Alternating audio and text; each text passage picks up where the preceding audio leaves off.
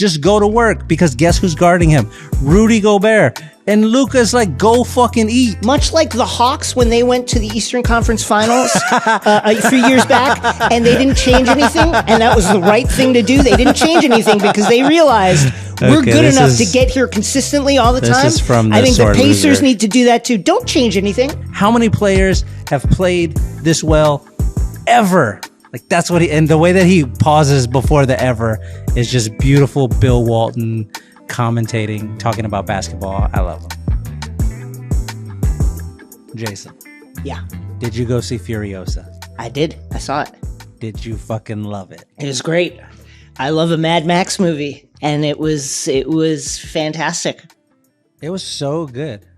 I was a little nervous about going to see it because the first one is incredible. Fury Road. The first one's an all-time action movie, like a top 10 all-time action movie. All time, just from the moment it starts, with the lizard or whatever, all the way to the end. Yeah. Holy shit! Charlize is incredible as Furiosa in that one. Just a magnificent movie character, Furiosa. She just shows up. She's got one fucking arm. She could have very easily killed Mad Max. She's the only person who had a chance to kill him. She thought about it. She tried, but her gun, because they're in the desert, it just got messed up. She very easily could have killed Mad Max. She just beat the shit out of him. And we have, on various platforms, talked about how much we love Charlize Theron. Just because she can do every single thing. You need her to be the like very, very pris debutante. She could do that. You need her to be the most rugged action star in the world. She could do that. You need her to be you need her to be a serial killer. Kill lots of men. She could do that.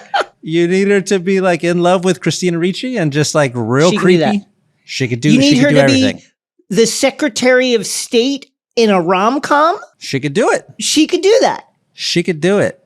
That movie was underappreciated, by the way. I absolutely underappreciated, and is a fantastic watch from end to end. We're talking about Long Shot, by the way, in case anybody doesn't know. Long Shot, Charlize Theron, Seth Rogen. But the part where she is hungover from the party before and she's on the phone with the other government official. With the Iranians? Just like negotiating.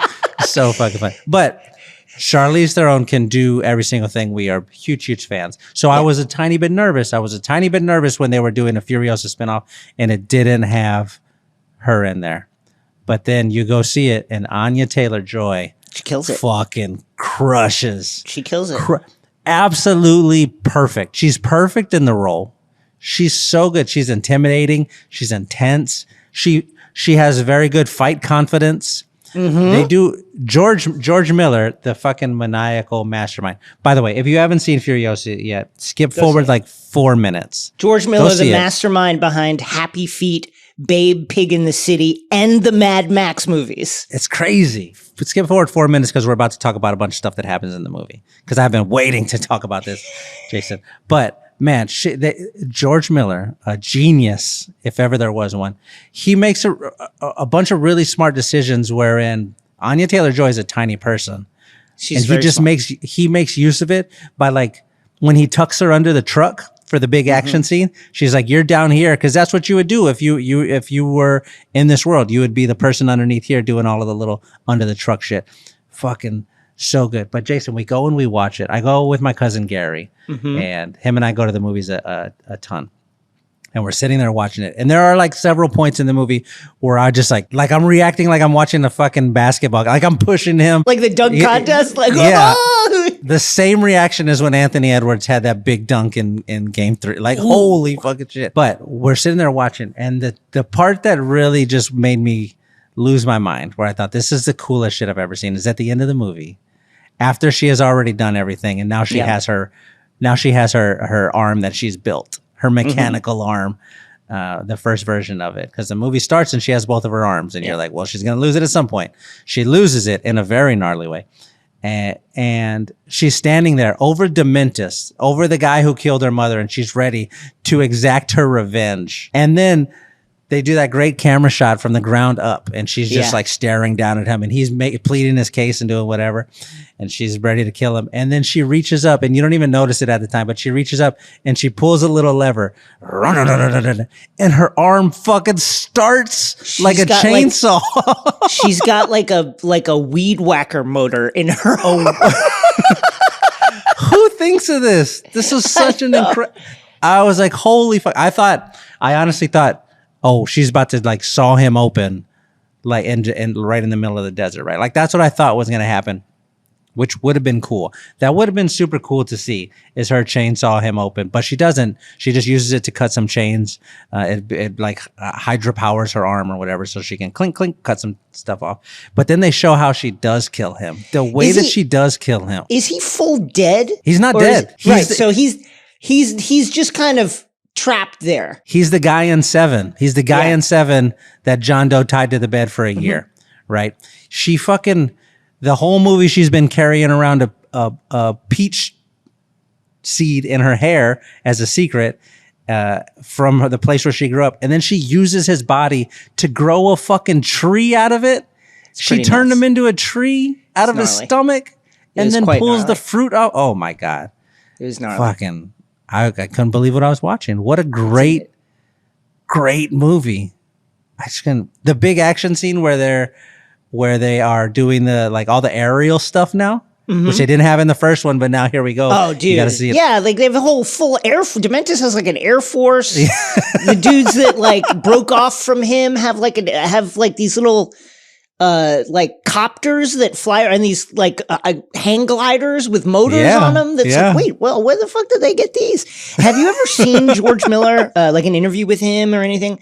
I was watching some interviews with George Miller, and I want him to be like this crazy, like biker looking guy. And he is the most like gentlemanly, well-dressed, soft-spoken, white-haired grandpa.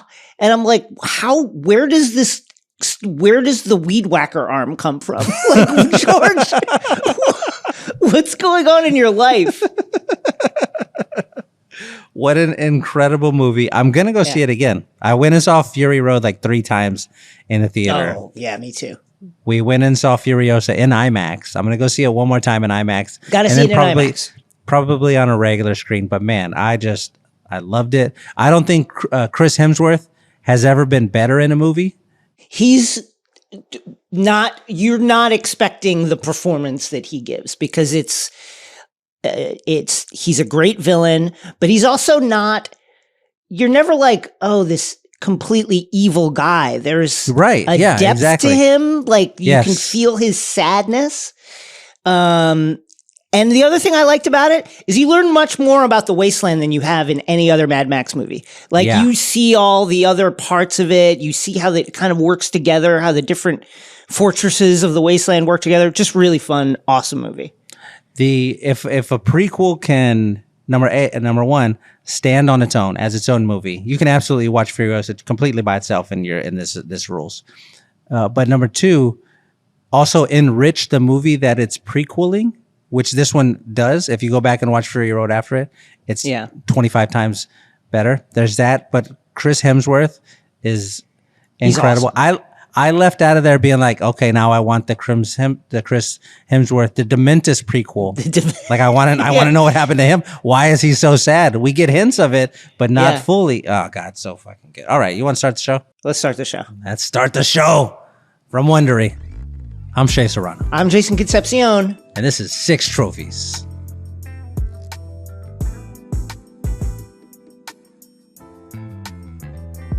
Hello! I'm Jason Concepcion, and welcome to 6 Trophies, a podcast series hosted by myself and Shea Serrano, in which we comb through all the NBA news from the past week and then hand out 6 pop culture themed trophies for 6 basketball related activities. In this episode, the Celtics return to their homeland, the finals.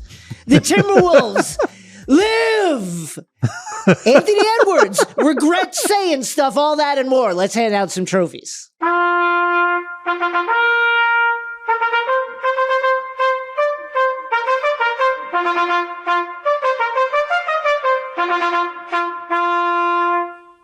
We did 2 sets of trophies, the big trophies and the little trophies. The big trophies are first. These ones are the same every week. First up, the Denzel Washington and Training Day Trophy, given out to whoever it is who had the best overall performance of the week. This week's winner, having your star player show up. Yeah. Turns out pretty important. Pretty important. We are taping this Tuesday night after Game 4, Timberwolves Mavericks. And guess what, folks? Baby. Guess what, folks? Karl-Anthony Towns, after a nightmare Game 3. Nightmare. Awful. Absolute nightmare Game 3. 25 Awful. Points, 4 of 5 from 3. Anthony Edwards, 29 points, 40% from 3, 44% from the field. And guess what? The Timberwolves eke out the win. Turns out when your star players show up, you're probably going to win the game. Same thing happened in the Celtics series. They just had the best players. They run the Pacers off the court. The Pacers could have won that series. We're going to talk a bunch about the Pacers a little later on, but right now we'll just say the Pacers could have won that series. They should have been up 3-1. Really, you think they could have won the series? I think so. I think they should have won Game 1. They were up 5 with 27 seconds left. They should have won Game 1. The Game 1 was a fluky game for sure. Right. You lose Game 2, sure, you're not going to win Game 2. But you're up 18 in Game 3. You got to win that game. Even without Tyrese, you win that game. If you win that game, surprise, Game 4, all the pressure is on Boston again. And you're winning again. You're up at the end. You're up 3-1. Tyrese comes back. They didn't. They obviously they didn't, because the Celtics have Jaylen Brown and Jason Tatum, and those guys were the best guys, and they showed up, and that's how they won. Yeah, this Timberwolves, there's been a lot of discourse around this Timberwolves series. Man, as we will talk about in Lauren, I personally think the Rudy Gobert bashing has gone too far. I think it's gone over the line. That said, the reason that the Mavericks were up 3-0 is because Kyrie and Luka Doncic were stomping those guys out. They were killing Luka on one leg. And by the way, Luka... he's not hurt anymore. All of a sudden, he's not hurt anymore. He's hurt sometimes. Sometimes he's like, you see him limping around and he's kind of running like he's got to take a poop. And then all of a sudden he'll like hit a shot. And then that gate opens up. He's bouncing down the court. And then all of a sudden he's fine. I wish I could heal that quickly.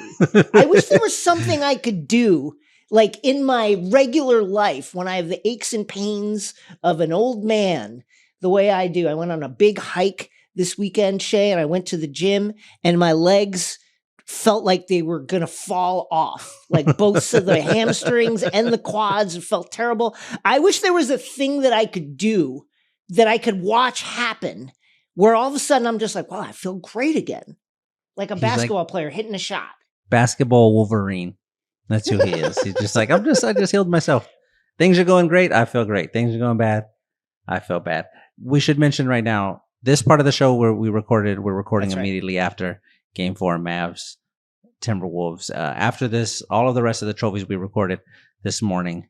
I forgot to mention this morning, though, since we're here in the Mavs section, when Luka hits the game winner over Rudy in Game 2 and then starts cussing him out. And there's a great shot of us we're looking right down at Luka, and he just shouts, "You motherfucker," at him. That's what he says to Rudy. He hits a shot, and then for some reason he's Joe Pesci in Goodfellas. You motherfucker, yo motherfucker, yo. Hey, pow, bing, bing, he Goodfella'd him. Zuri, right? Zuri, can we hear Joe Pesci calling people motherfucker from Goodfellas right here? Motherfucker. Motherfucking you fucking piece of shit. Yeah. Come on. You motherfucker. Come on. Fuck, keep that motherfucker here. Keep him here. I hit that shot over you. Bing, pow, ping. I think it's pretty clear the Mavs are going to go to the finals. They lost this game, yes. It's going to be fun for the next day or two to be like, oh, they could be the first team ever to give up that 3-0 lead or to give up that 0-3. Like they could be like, that's going to be fun. It's going to be fun. But the Mavericks are going to the finals. They're going to play the Celtics. Are the Wolves like, okay, we got one. That's good. Now let's just, we don't have to go crazy now trying to win the series. We got one. It's not that embarrassing anymore. Or do they make a go for it? Like, how many do you think the Wolves get, or is this it? I think this is it. I think Dallas closes them out in Minnesota, but I don't think it's because Minnesota's going to give up. I think they absolutely believe we can beat these guys. We don't have to come back from 3-0. We just got to come back from 3-1 now. That's been done. We could do 3-1. That's how you have to be. We can win in Minnesota. We can win in Minnesota. And then all of a sudden, we're not doing a thing that's never been done. We're doing a thing that's been done. Yeah, because it's fine. 3-0 has never been. 3-1's been done. 3-1's been done. We're 3. It's fine. That's all you gotta do. I really hope they win Game 5. I don't think they will. Me too. But I would love to see it. Here's my secret to the game: Karl-Anthony Towns hit threes. Yeah. That's it. Those are the two Karl-Anthony Towns that you have. And he's going to make some threes, or he's going to go 0 for 8. If he hits shots, all of a sudden the floor opens up. Now there's driving lanes for Ant, which is huge because they are fucking. If there's no shooting, particularly from Ant, there's 3 guys in Anthony Edwards' jersey at any given time. That said, I think part of the magic and the misery of rooting for a Timberwolves team, and wouldn't it be delightful for you as a San Antonio fan to watch the Mavericks be the first team ever? Oh my God! To lose, Jason. Let me tell you. To lose after having a 3-0 lead. Let me tell you. Wonderful for you. That would be better than the 2007 championship for us. It would rank above that. Listen, the Mavs are already. Oh, I didn't even think about that until you said that right now, Jason. But the Mavs were already the first number 1 seed ever to lose to an 8 seed in a 7-game series. They were the first team to ever do that. The 2007. The 2007 Mavs were the first number 1 seed to ever lose to a number 8 seed in a 7-game series. The Spurs did it later on. It doesn't matter because the Mavericks did it first. If the Mavericks become the first team ever to give up a 3-0 series, I'll fucking get a Dallas Mavericks tattoo on my forehead. I'll be so happy. On my forehead. Shay, be very careful right now. Right here. Because this whole thing. I'll get the horse. Like some but kind he'll have of X's. bedraggled island boy with okay. He'll have the X's over his eyes instead of his normal horse eyes or whatever. I would get that. I would be so happy, Jason. I would be Shay, so happy. All that's standing between you and looking like Post Malone, noted native of Dallas and fan of Dallas sports, Post Malone, is the enduring mercurial mystery that is Karl-Anthony Towns. Do you believe in Karl-Anthony Towns showing up 3 games in a row? I don't think I can do it. I can't get there. Not for 3 games in a row. Not for 3 games in a row. I think at best he plays well in Game 5, and then he goes 1 for 9 from 3 in Game 6 or something. That's the best case scenario. The series is over, but if it's not, oh my God, Jason! If it's not Jason, it'd be Christmas. It'd be like 40 Christmases rolled up into one. Now, right now, people cannot see your actual face live because we have photos that are actually real photos of us, but taken in a studio earlier. You can't see the live video of us, but you look happier than I've ever seen you. Just merely thinking about the possibility of the Mavericks blowing about a 3-0 lead. It's so. I can't wait. Please, if there's a God in heaven, please, I'm begging. Next trophy, the Lauryn Hill. You might win some, but you just lost 1 trophy. Give it out to the player or team who had the worst performance of the week. This week's winner, I hate to do it, Rudy Gobert. Come on up. See if you can defend this trophy, Rudy, because you can't defend anybody on the perimeter.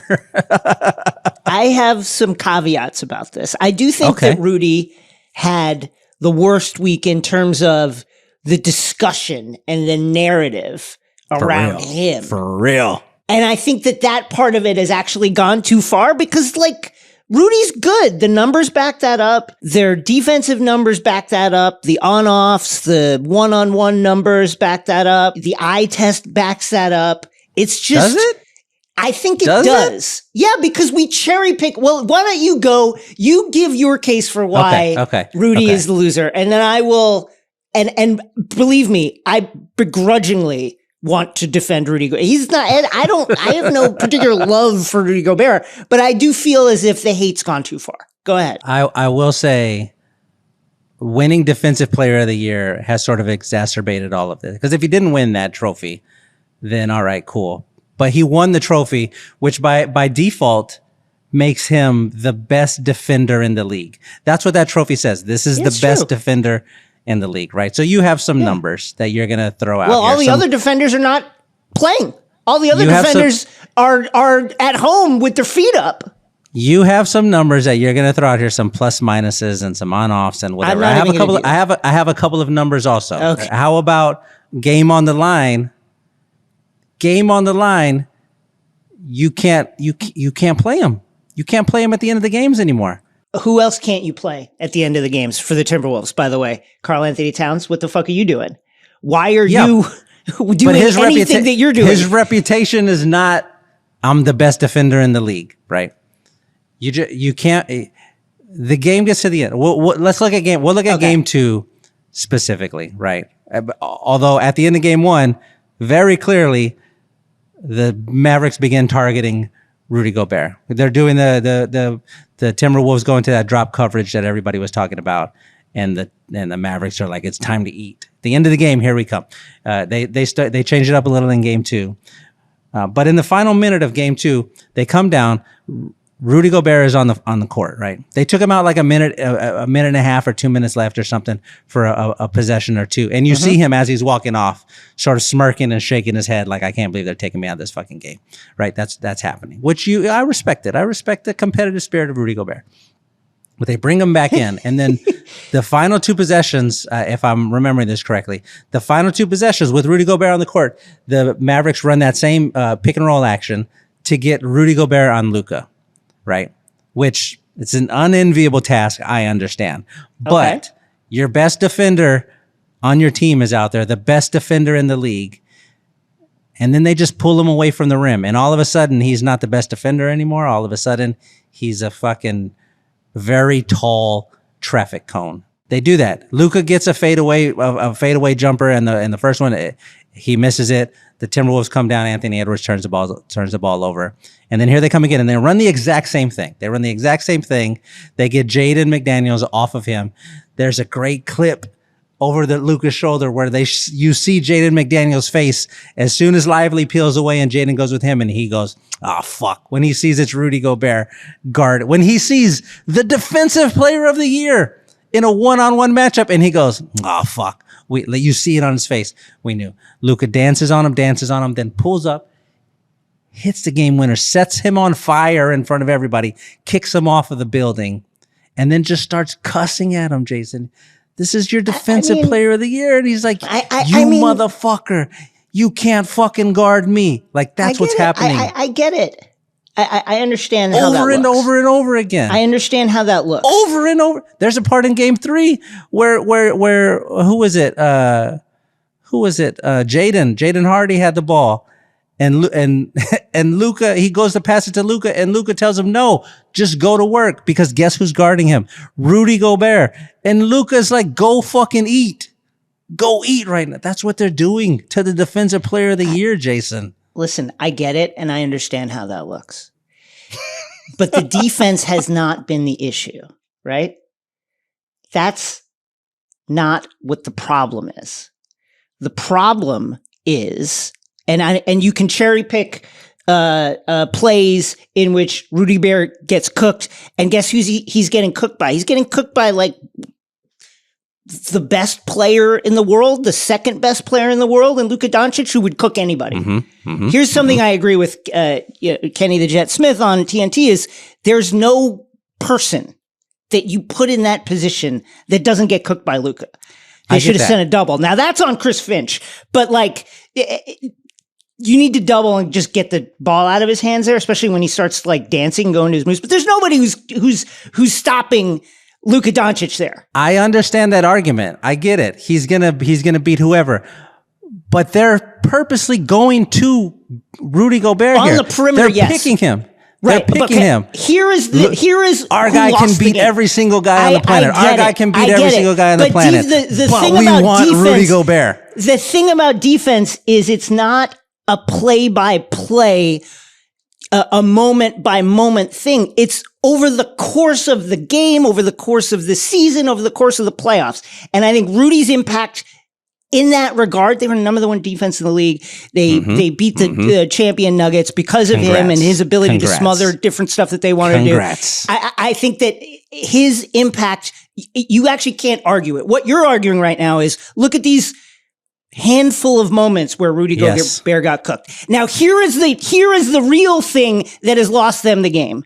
The Timberwolves, their two best guys. The two guys, the superstars that we've been lauding. Oh my God, Anthony Edwards, he's ascended. Is this the next Michael Jordan? Is he Michael Jordan's secret son? Karl-Anthony Towns finally putting it together.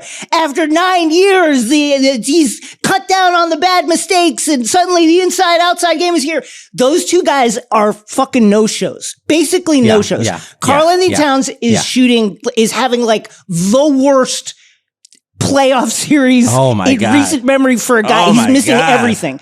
I mean, in that, he took a shot in game 3, like his 7th or 8th missed 3, and he shot it like he had near the end of the game, hit 8 in a row. Where he's quick. like moving to his right and fading away, and it's like, you want to be like, what the fuck is that? What are you doing? Karl-Anthony Towns, last 5 games. 19 points, game 1, okay. 37% field goal shooting, not good. 21 points, okay. 29% field goal shooting. And then 26 points versus Dallas, 45% shooting. Okay, that's pretty good. But like Anthony Edwards, similarly, before the series, I want Kyrie. I want him. Announcing, letting the mics here. I love that swagger.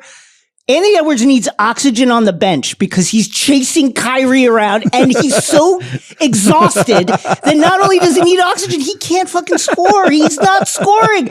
When your two stars are not delivering, you can't then blame the center because he's an easy target, because he's like the trendy guy to blame right now. I'm sorry, but this is Cat and Ant Edwards' fault, especially Ant, who's been talking, and I love the talking, but now you're chasing Kyrie around every screen all around the fucking court. He's got you in hell looking like you're fucking gasping through a Zumba class after not fucking doing any kind of exercise for like 5 years. You're obfuscating the facts here. What? Because we're not saying Rudy Gobert is solely responsible for the Timberwolves losing the game. All we're saying is when the game is on the line, when it's the most important moment, when your team is up by 2 and you need a stop, you need one stop. You need one stop. I get it. You can't send the defensive player of the year out there to get the stop. He said it himself after the game, after game 2. Quote, I let the team down. Yeah, that's but what he said. That's, you know Kevin what? Love would have got that stop. That's a guy that Kevin I appreciate it from. I appreciate Kevin that Love from would have him. stopped him. I appreciate that from him because you know what we would say in another series? Like we would say if this was the Bucks, and Giannis failing to stop like Jimmy Butler or something, we'd be like, okay, Anthony Edwards, why didn't you say, give me that guy? I want that assignment. Karl-Anthony Towns, why didn't you say to Chris Finch, you know what? If they get the switch on the perimeter, I'm doubling and I'm going to take Luka. Why isn't anybody else stepping up? Rudy is the only guy who's like, fuck it, I'll do it. I'll step up. Well, I don't give a shit. Everybody else is running and hiding, taking terrible shots, getting oxygen on the bench. I'll step up. Now, wait, hold on. The Mavs are going to him. Here's where I do think Rudy is absolutely the winner of the Lauren. I just think that the overall hate has gone it's gone overboard now. It's become so fun to beat on Rudy, and it's become really cool to make fun of him, that I think it's gotten to the point now where it's like, it's too much. Like I'm not going to go on another TNT rant, but I turned that fucking show off afterwards because it's just like too much. It's too much. It's a lot. But we're all watching it happen in real time. We're watching Luka over and over and over again pull his legs and arms off. We didn't even talk about this. This started. I would argue this started because Rudy took a cheap shot at Luka, punched him in the stomach in game 2. Luka can't feel that. He's got too much padding down there. But man, they're going after Rudy. I hate that it has to be somebody. I will say, Tim McMahon of ESPN wrote an article last week about Rudy Gobert and why everybody in the league seems to hate him. And I'll say that it doesn't have enough answers. Because I want to know, why does everybody hate Rudy so much? Because they do. I mean, Luka, to your point, takes when the kid on your block, the mean kid on your block who would like kill frogs and like rip the legs off of ants and shit. That's Luka when he gets the switch on Rudy. He's making those kind of like mean kid faces. He had like when he had the lob to Gafford in game 3, and then he like runs to the sideline doing this like I can't even describe the face that he makes. He is so disgusted that Rudy Gobert is on the floor. He really every is second. Mad about Every it. second. I want to know why. I just want to know what happened.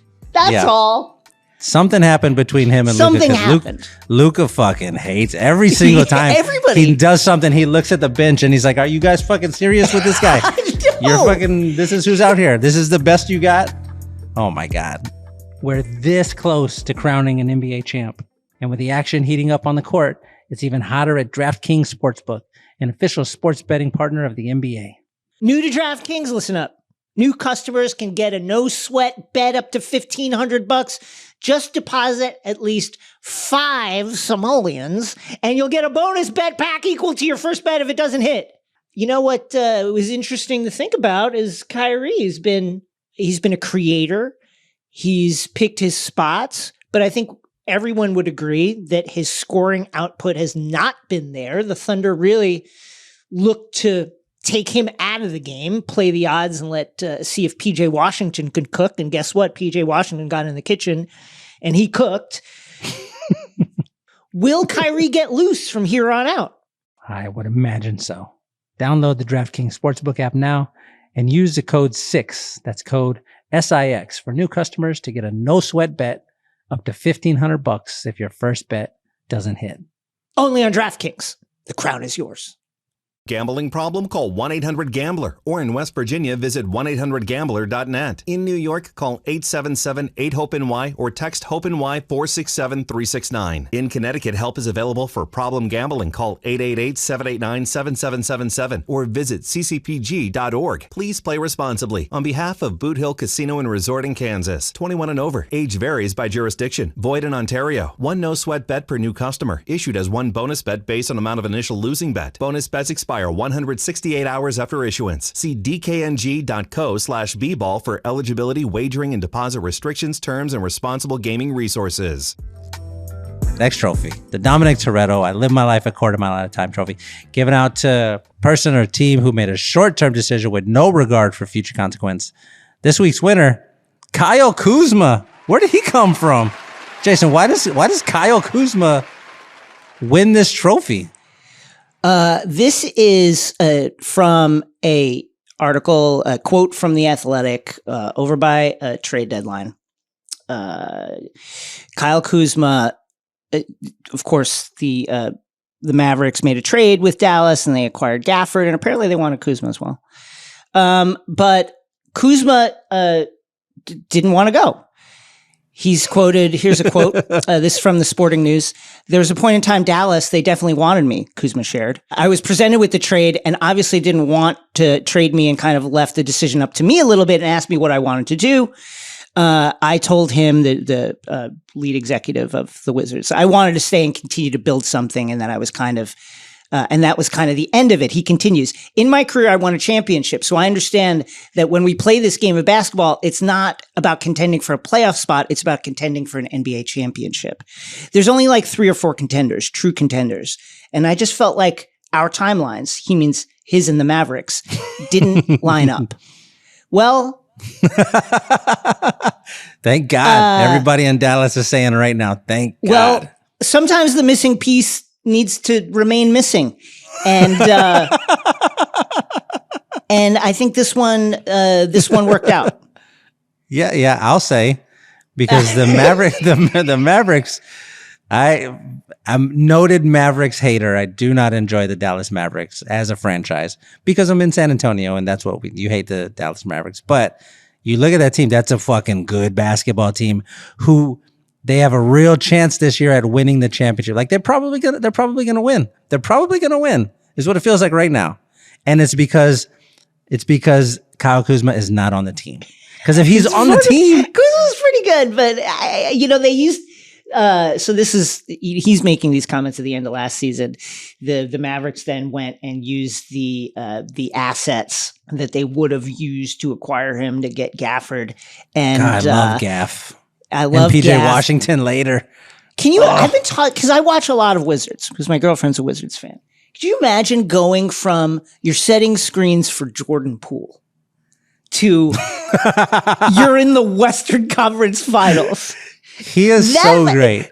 There must be no one happier on earth than Daniel Gafford.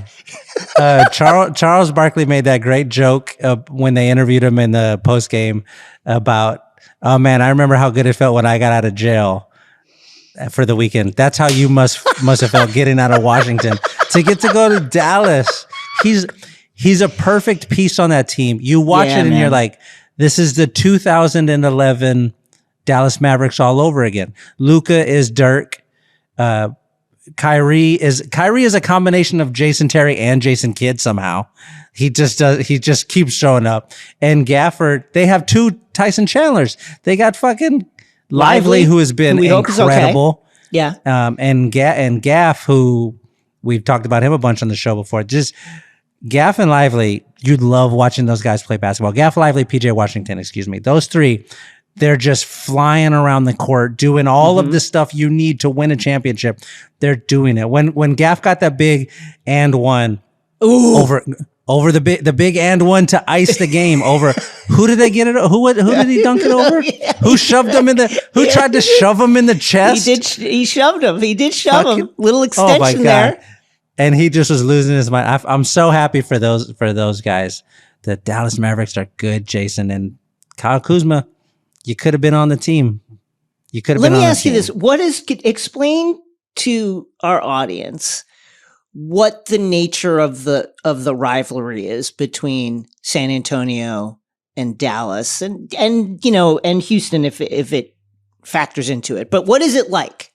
That's the Texas Triangle. So everybody in San Antonio hates there's regard to basketball. We hate the Rockets and we hate the Mavericks. And it works like that at any end of the triangle, right? The Dallas Mavericks hate San Antonio and the Rockets hate San Antonio and Dallas. We all hate each other. It's like a civil war down here. Basketball, civil war.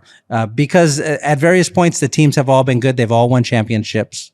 Dallas has at least one championship. But if you look at the history of the Spurs, you can't talk about the history of the Spurs without mentioning those 2 teams, because the Houston Rockets, Hakeem Olajuwon very famously disrobed David Robinson the year David Robinson won the MVP. And he's got him bamboozled. Houston is on their way to winning back-to-back championships that year, right? San Antonio ends up beating Houston in the 2016 playoffs. There's a stretch where they just weren't any good. The 2006 Dallas Mavericks that made it to the finals. They beat San Antonio in a wonderful game 7, Yeah, 7-game series in the second round of the playoffs. We're all just sort of intertangled with one another. The thing of it though is, it's very much like when you don't get along with your brother or your sister. When you're inside the house, we all hate each other and we fight and we argue. But outside of the house, we present a united front, right? In Texas, it's like that as well.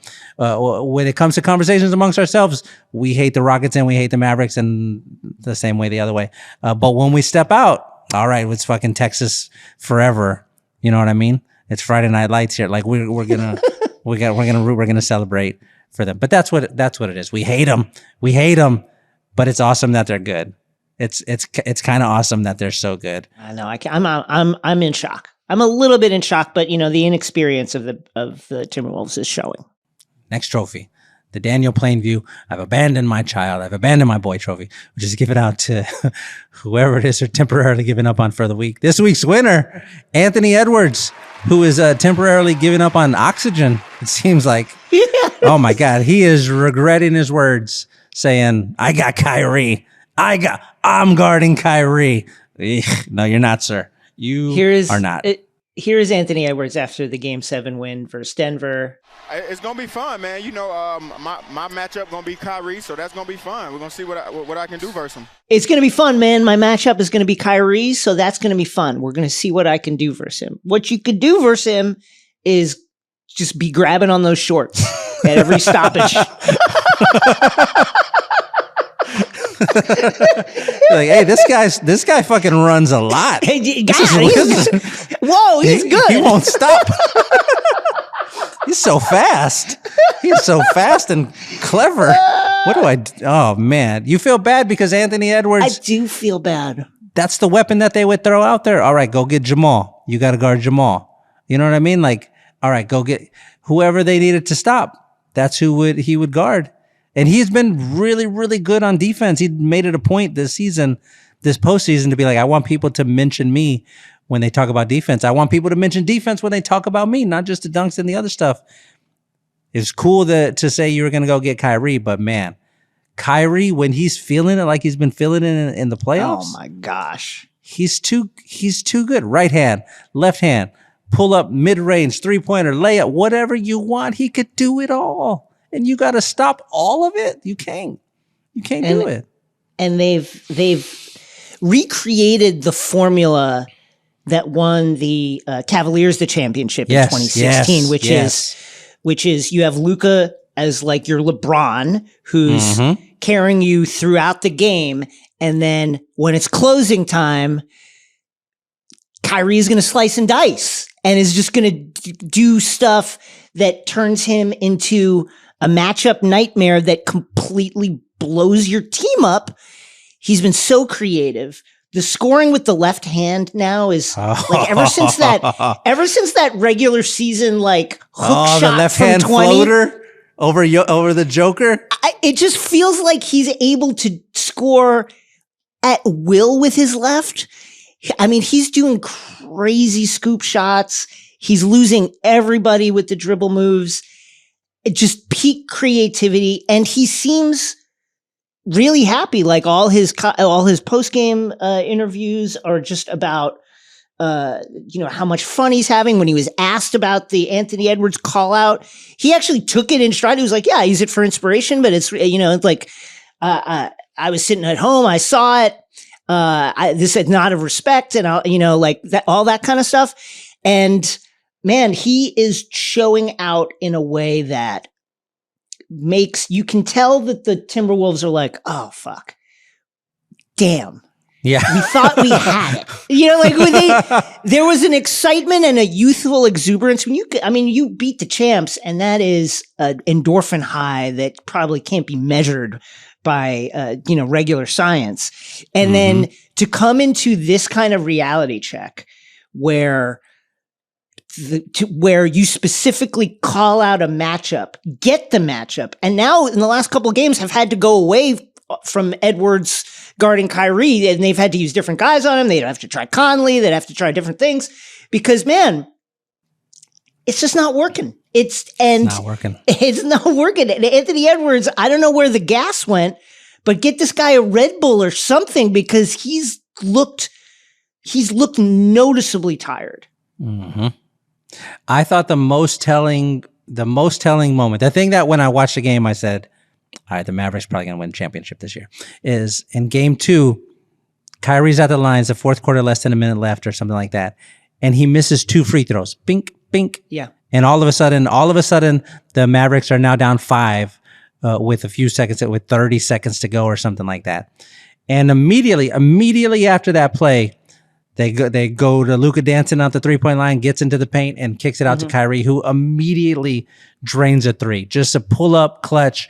Gotta have it or you lose the game 3. And to go from, I just missed these 2 free throws that should have brought us within 1 to now that I hit this 3 and now we're going to have a chance to win the game if we get a stop. Like I think a lot of players in that situation, you miss those free throws and you're like, I don't want to touch the ball anymore. Yeah.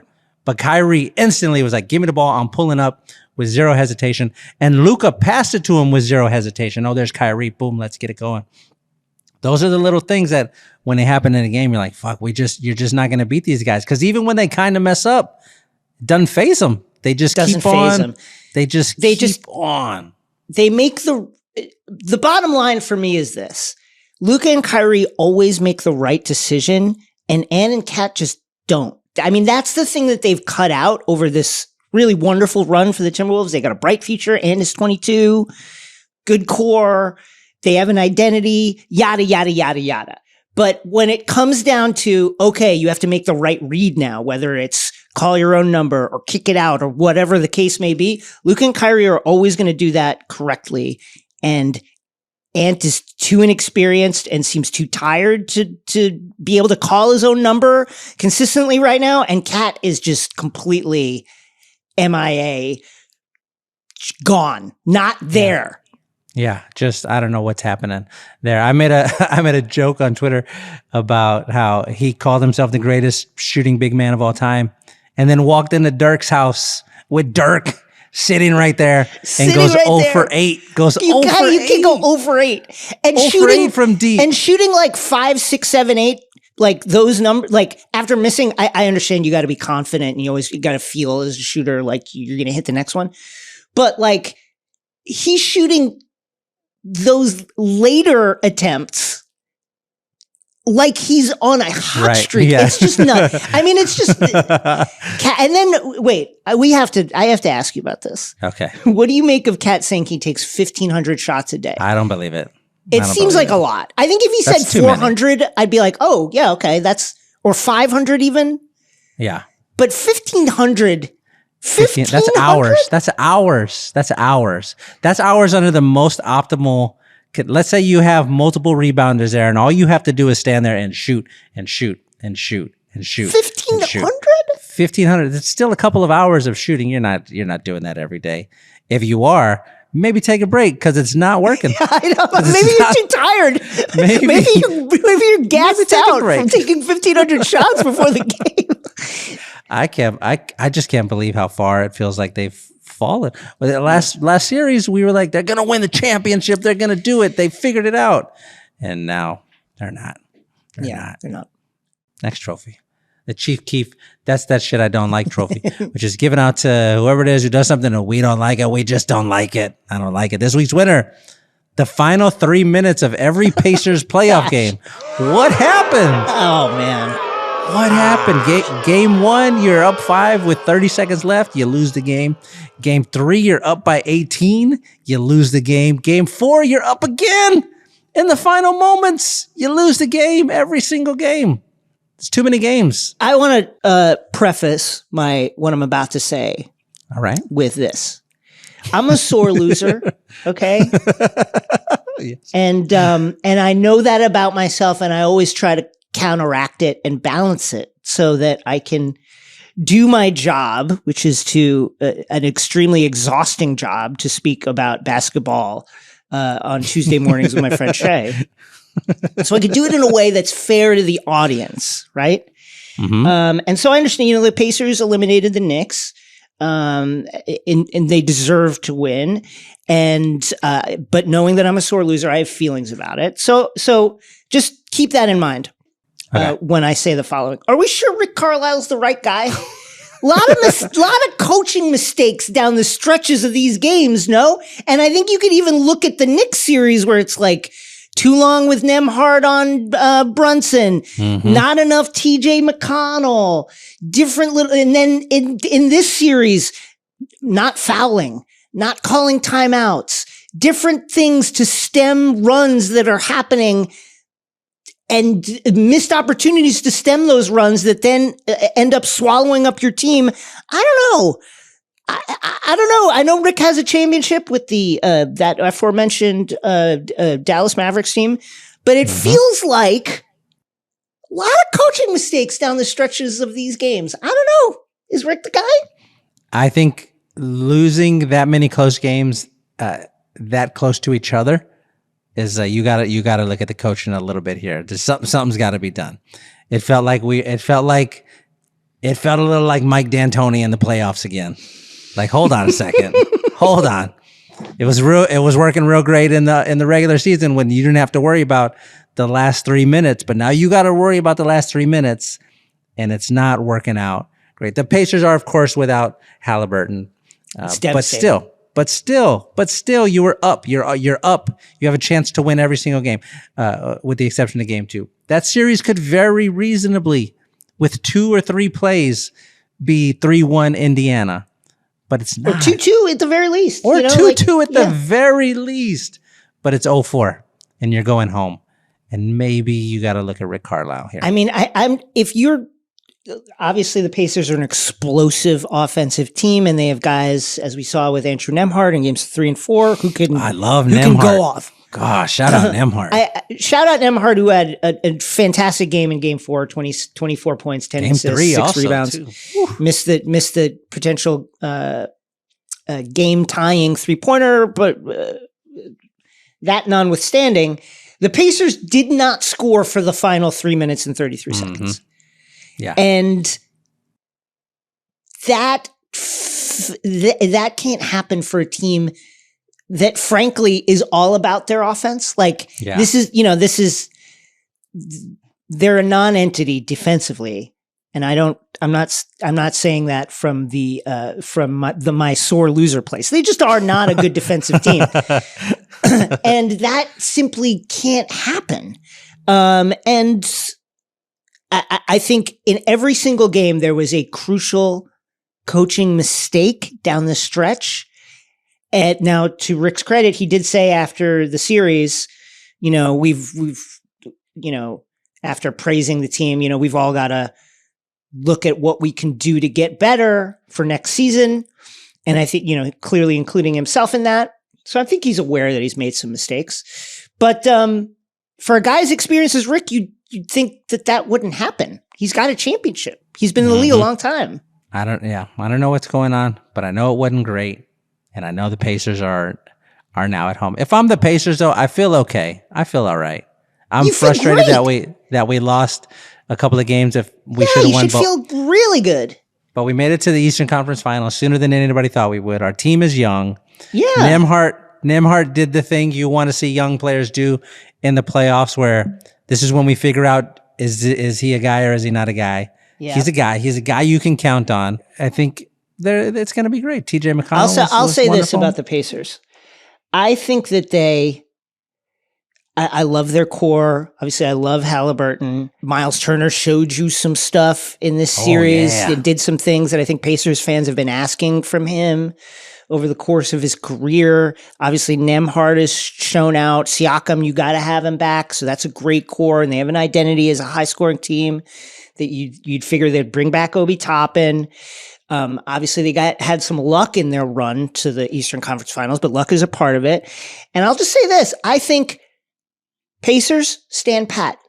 Don't make any moves. Keep this team. Yeah. Much like the Hawks when they went to the Eastern Conference Finals a few years back, and they didn't change anything, and that was the right thing to do. They didn't change anything because they realized We're good enough to get here consistently all the time. This is from the I think the sore Pacers loser need to do that spot. too. Don't change anything. Don't make any changes. Run it back like this with this group, and you'll be in the conference finals all the time. I think look at the Hawks from a few years back as your North Star, and just keep it rolling. Indiana Pacers, I love what you're doing. Going to be in the conference finals for years to come with just this team. There he is. There's the sore loser. Next trophy. The Step Brothers Catalina Wine Mixer Trophy, given out to the thing we're most excited about for the upcoming week. Oh my God, there's never been a more obvious winner. Yeah, I know. This week's winner. The finals are here, Jason. It's Boston. It's Dallas. Oh, it's happening. It's happening.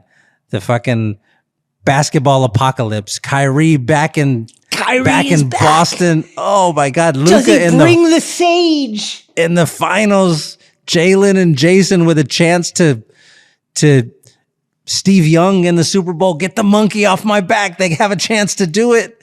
Are they going to do it? Oh, I'm so ready. Kristaps Porzingis, who may or may not play, hoping he'll be healthy, but Kristaps Porzingis with a chance at revenge against his former team, the Dallas Mavericks, against his former coach, Rick Carlisle, who put him through hell.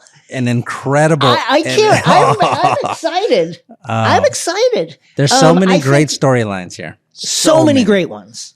I'm super into this. I think the Kyrie and Boston thing. He played 2 seasons in Boston, didn't go great. It ended up with them basically being like both sides were like, "This is fucking. I hate you. You hate me. I'm out of here." He goes to Brooklyn. He makes his way to Dallas, and now here he comes back. Remember, he stomped on the logo. Little stomp. To be fair, it was like it was a stamp. It wasn't a stomp. Like it was it wasn't like a hard stomp.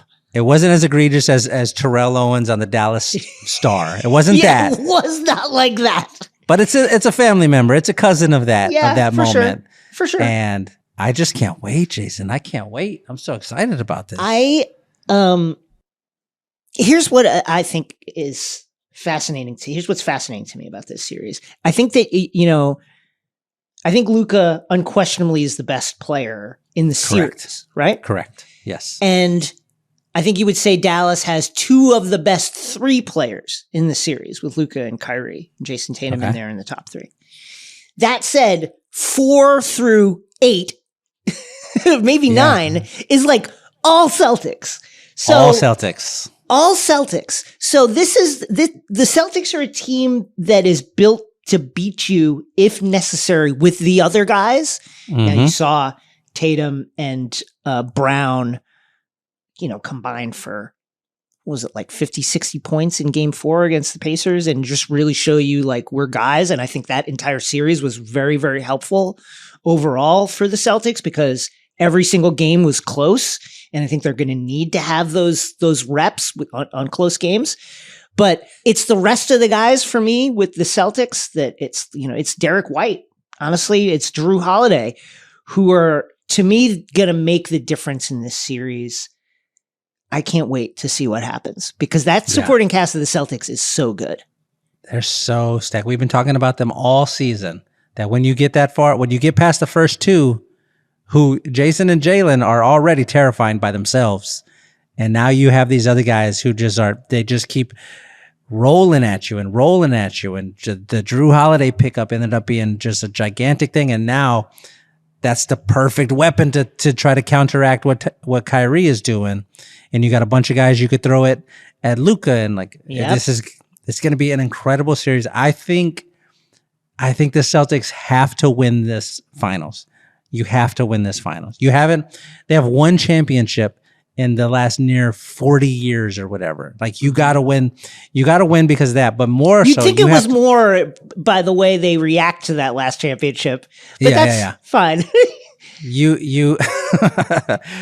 But you got to win this series for Jason and for Jalen, who have just been there the whole time and building and building and building. And it's like, okay, if they win the title against this Dallas Mavericks team, what ends up happening, first of all, is everybody Everybody stops talking about, oh, they played the Heat without their best player, and they played the Cavs without their best player, and they played the Pacers without their best player. If you beat the Mavericks in the finals against Luka and Kyrie, nobody cares about any of that. Nobody cares about any of that stuff. You earned that championship. You won that championship. There's that. But also, that's like with Jason and Jalen there, all of those number of years. This is very much Dirk in 2011 winning the title for the Mavs. Like, you get this one, and you're solidified forever. You're good. You're good. You did it. You did the thing. Yeah, this is a culmination of this entire project, the entire time that Tatum and Brown have been here. They've had just incredible stability in that core, have done a great job tinkering around the edges to try and find the right mix for these guys. Now they have the best team that they've had throughout the entire run, stacked, as we mentioned, 1 through 5, even 1 through 6, depending on if KP is healthy. And I'm not going to say they got to do it, but they should do it. This is it. This is an incredible team, by the numbers, a historic regular season team. You've got both your stars now cooking, and I'm eager to see what happens, because I'll tell you the one thing. Here's the one reason why I think the general basketball fan is a little bit suspect of the Celtics. You look at that Mavericks team, and it's like they got blood dripping from their fangs. You know what I mean? So yes. And the Celtics, it was a sweep. Take nothing from them. Tatum and Brown showed out. They answered every criticism that you could have of them. But there's a business-like quality to them and their wins. I don't want to say a casualness that makes people wonder, I wonder if they have the killer inside of them. Whereas you look at the Mavericks and you're like, those guys are absolute killers. They're killers. Yeah. And so does Tatum go to that place? Does Brown go to that place? Does the team go to that place where they're just like, kill, kill, kill? It's an open question to me, but I think I'm leaning Celtics for this series. Yeah. And to be clear, this is not a disposition thing. Like, right. It's easy to go, oh, the Luka's a killer because look how mean he's being and he's screaming. No, it's not that. It's because he fucking does the thing where he delights in beating the other team in a way that feels like you can just sort of see it on. The Joker is a perfect example. That he's a killer. He doesn't do all the screaming. We don't need him to do the screaming and yelling. We don't need him to beat on his chest or whatever. We just need him it's not about feeling. Like it's the a history feeling. And it's about the moment too. Like if you look at the Celtics big moments over the course of the Pacers series, Brown had that crazy game winner. But it's been a lot of the other guys doing stuff. Whereas with the Mavericks, it's like, Luka undressing Gobert on the step back or creating the movement so he can throw the lob to Gafford or shoot it out to Kyrie, or Kyrie taking on the matchup late down the stretch. Tatum and Brown showed you that towards the end of this Pacers series, but those other guys are there to provide. I mean, Derek White is like, Derek White's playing the best basketball of his life. You can't say enough about Derek White, who was an unbelievable closer to end the sweep against the Pacers. And the Mavericks don't necessarily have that, but they don't need it because their guys are killers. And I just wonder, does that structure hold up with the Celtics, where it's a team thing and the strength of their team triumphs over two savage barbarians in the Mavericks? Or does the thing that we've seen time and again over the course of NBA history happen, where the two or the one best guy ends up winning the series? We'll see, but I don't know what's going to happen, but I think it's so compelling. Last thing before we get to the little trophies. Here are the last 5 seasons for the Celtics. 2017, Eastern Conference Finals. 2018, Eastern Conference Finals. 2020, Eastern Conference Finals. 2022, Finals. 2023, Eastern Conference Finals. Now here we are, 2024, back in the finals. They have to win it this year. If they don't, I think it's completely just to be like, they're never going to do it. We got to figure something else out. This is the year. This is the year, Jason. It's the best team they've ever had. It's the best team they've ever had. They've been the best team in the league for the entire season, it felt like. Yep. Go get the ring. Go get the ring, Jason. Go get the ring, Jalen. Let's see what it's happens. yours. It's right there. Let's do the little trophies. You want to do the little trophies? Let's do it. These ones change each week and are situation specific. They're for the smaller storylines that we want to mention, but don't need to get all the way into. My first little trophy, the Keith Sweat, Let's Make It Last. Let's Make It Last Forever and Ever trophy. If you're listening, go watch YouTube. It makes me do this dance. That's to the NBA for not starting the NBA finals until June 6th. I know, it's They're just a making it crazy last break. forever and ever. That's too long. Crazy That's break. too long. That's too long. Stop making it last forever and ever. Just fucking let's play the games. My first little trophy, and these are all Bill Walton themed trophies. We lost the late great Bill Walton over the Great weekend. Bill Walton. He was famously a deadhead, so these are all Grateful Dead Bill Walton themed trophies.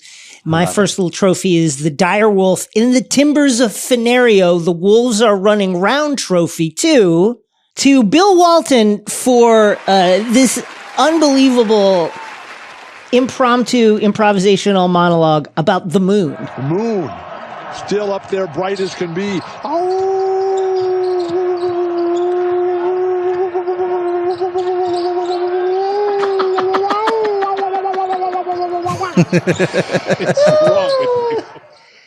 I love Bill Walton so much. Can I tell you my favorite Bill Walton thing? Please. This is obviously a San Antonio thing, but in 2003, the Spurs are playing the Lakers in the Western Conference Finals. It's Game 6. He's on the broadcast team for that series. And 2003 Game 6, Western Conference Semifinals. Tim Duncan just goes fucking nuts against the Lakers. They couldn't do anything. 37-16, something goofy like that. And Bill Walton, he's just glowing about watching this big man play this basketball game. And he says the line, "This is a clinic. How many players have played this well ever?" Like that's what and the way that he pauses before the ever is just beautiful. Bill Walton commentating, talking about basketball. I love him. Rest in peace, Bill Walton. You're the king. All right, my next little trophy, the Jodeci "Don't Talk, Just Listen" trophy. I miss Jodeci so much. Yeah. I wish they would start making groups like that again. Somebody who's making music, bring it back. Bring back the yearning. We need some yearning. Nobody yearns anymore. Who's yearning? Somebody be yearning. To Marina Mabry for telling Dejanay Carrington to, quote, shut the fuck up during the Connecticut-Chicago game last Friday. I love Marina Mabry. I started watching her when she was she was on the Notre Dame team that won the national championship when Arike Agumbawale hit the game winner. And she has, for the entirety of the time I've spent watching her, been a shit talker. Yeah. Just talking so much shit. There's a great play that she had one time where she like spiked the ball on somebody to prevent it from being out of bounds on her team, but the player was laying on the ground out of bounds and she just fucking rifled it at her. It was hilarious. She's always talking shit and I respect it so much. My next little trophy is the When I Paint My Masterpiece trophy to Bill for this wonderful memorial of Michelangelo and the day that Michelangelo died. That we thank Michelangelo. Michelangelo, this is the day he died in 1564. Oh my gosh. Michelangelo, thank you so much. He's just all sunshine and positivity, Yeah, and it's great. the best possible thing. It's great. All right. My last little trophy is the Boys to Men. How do I say goodbye to what we had? The good times that made us laugh outweigh the bad. I thought we'd get to see forever, but forever's gone away. It's so hard to say goodbye to yesterday. Trophy. It's beautiful. It's beautiful. More expert yearning. Maybe the greatest yearners of all time, Boys to Men. Remember in End of the Road when he's like, "Hey, listen, I know you cheated on me. It's fine. I don't care. I still love I love you. Just yearning. Just yearning. Bring back yearning." Lucky Day kind of yearns. Lucky Day yearns. He's great. To TJ McConnell, who I just fell in love with him during this playoff series against the Celtics. He's just great, and I love him. I never had any feelings about TJ McConnell before they played the Celtics, and then I love him, and I'm so sad that we have to say goodbye to what we had. Goodbye, TJ. Here's my feeling about TJ. I hate that motherfucker, and I would love to have him on my team.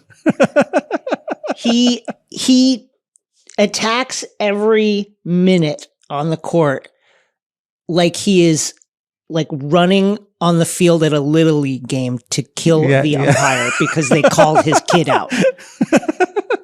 He's like he moves like Chev Chelios and Crank, where he's like, I gotta, if my adrenaline drops, my heart is gonna stop.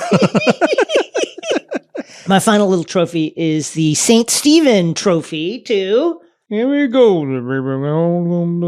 to Bill for this wonderful screed on Steph Curry describing him as Mozart and Steve Jobs together. Steph Curry, KD, what a show.